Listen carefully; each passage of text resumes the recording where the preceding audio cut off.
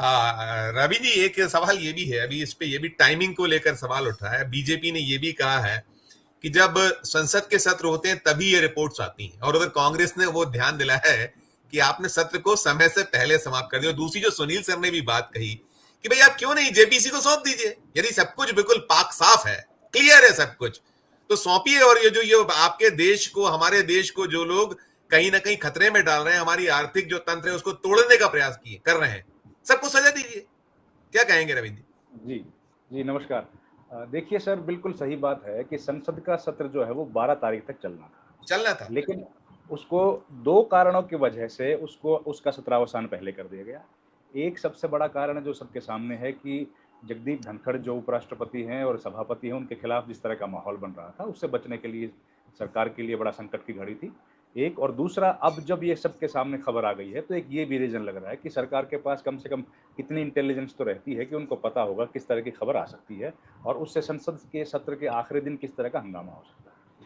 अब बात आ गई है सर जेपीसी की। देखिए, हिंदुस्तान के इतिहास में अभी तक केवल 6 बार जेपीसी बनी है जी। सर। 1987 में बोफोर्स से लेकर के और आखिरी बार 2011 में 2G स्पेक्ट्रम, ये जेपीसी का अभी तक जो है गठन किया गया है।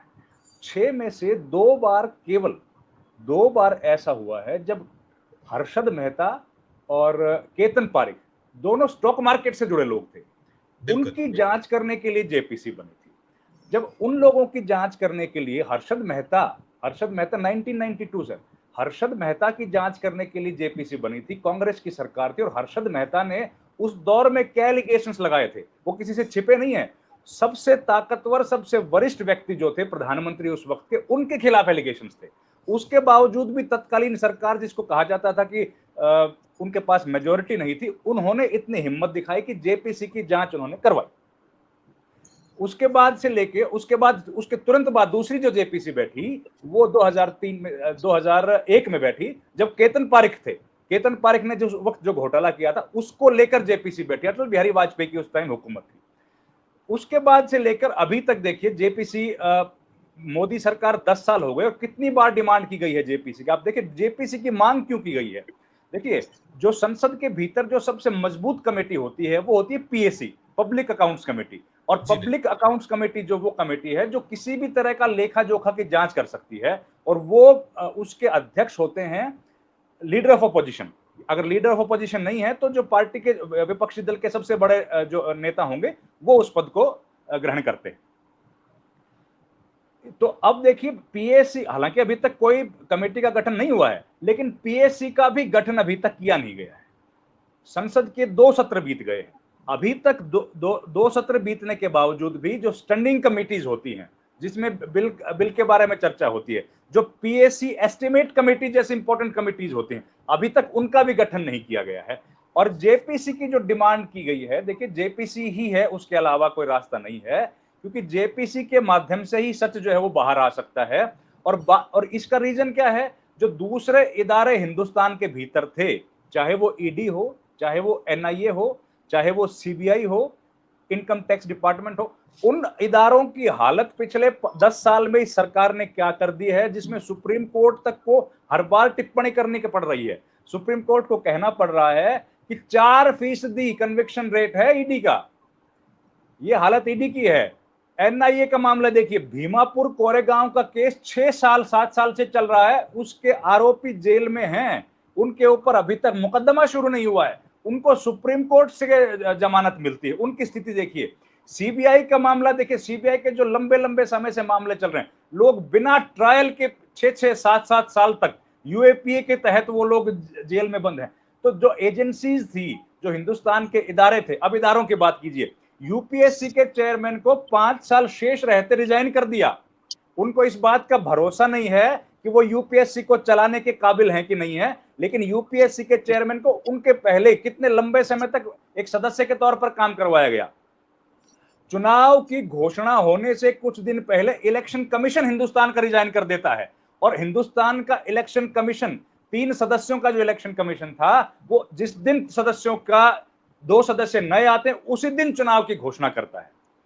उसके पहले Urjit Patel, reserve bank of India के गवर्नर, इसलिए रिजाइन कर देते हैं क्योंकि उनको नोटबंदी के लिए कहा जाता है। ये इदारों की स्थिति है सर। जब हिंदुस्तान के इदारे इतनी कमजोर स्थिति में होंगे तो नेचुरली विपक्ष के पास जेपीसी की डिमांड करने के अलावा और दूसरा कोई रास्ता नहीं है। अब बात इन्होंने जो कही सर ने कि माधवी बुच का जो मामला है, हिंडनबर्ग की जो रिपोर्ट है, उसका जवाब देने के लिए सबसे जिम्मेदार व्यक्ति इस मुल्क में अगर कोई है तो वो वित्त मंत्री है। वित्त मंत्री के अलावा हिंदुस्तान का हर मंत्री बोलना शुरू कर देगा, लेकिन वित्त मंत्री की जबान से हम लोगों को ना हिंडनबर्ग की पिछली रिपोर्ट पर कुछ सुनने को मिला, ना इस बार कुछ सुनने को मिलेगा। और हैरानी की बात देखिए सर, मीडिया में भी ये बात छप गई, हैरानी की बात देखिए, हिंदुस्तान के पार्लियामेंट्री अफेयर्स मिनिस्टर लोकसभा के भीतर खड़े होकर कहते हैं कि हम लोगों ने वक्फ बिल को जेपीसी को सौंप दिया है। सर, जेपीसी नाम का उपयोग किया उन्होंने, जबकि वो दिया गया है ज्वाइंट कमेटी ऑफ पार्लियामेंट को। कितना मूलभूत अंतर है इन दोनों के बीच में। ज्वाइंट पार्लियामेंट्री कमेटी केवल 6 बार बनी है। ज्वाइंट पार्लियामेंट्री कमेटी जो है उसका काम इन्वेस्टिगेशन करना है, उसका काम जांच करना है उस आर्थिक मामले को लेकर या उस मामले को लेकर जो विशेष तौर पर सौंपा जाए। और ज्वाइंट कमेटी ऑफ पार्लियामेंट का काम है बिल के बीच में, बिल के अंदर उसके जरूरी संशोधनों को सुझाना। जब देश के पार्लियामेंट्री अफेयर्स मिनिस्टर जो हर मुद्दे पर बोलने में माहिर हैं, जिनके पास हर तरह की तमीज और बदतमीजी की बात करने का अख्तियार है, लेकिन ज्वाइंट पार्लियामेंट्री कमेटी और ज्वाइंट कमेटी ऑफ पार्लियामेंट के बारे में वो जनता के गुमराह करने की कोशिश कर रहे हैं।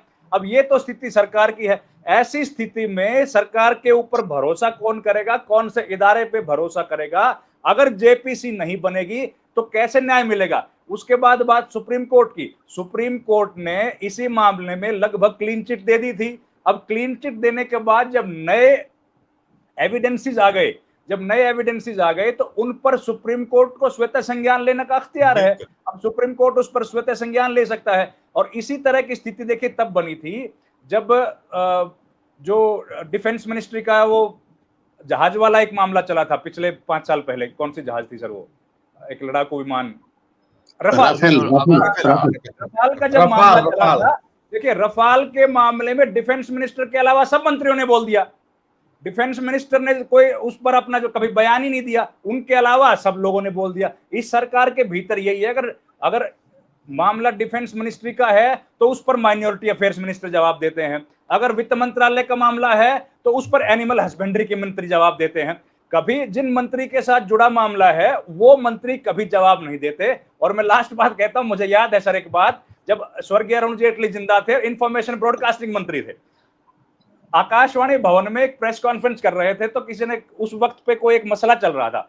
उस मसले के बारे में जब हमने पूछा कि सर ये मामला चल रहा है, इस पर आपका क्या कहना है, उनका कहना था कि some problems found their own solutions. ये सरकार उस नीति पर काम कर रही है, अपनी तरफ से कोई जवाब देना नहीं है और अपने आप कोई समाधान निकल जाए तो ठीक है। छोटी सी जी बिल्कुल, देखिए बहुत महत्वपूर्ण है सर अब ये, क्योंकि अब भारत में जिस तरीके से खासतौर पर कोविड के बाद से शेयर मार्केट में लोगों ने ज़्यादा से ज़्यादा इन्वेस्ट किया है।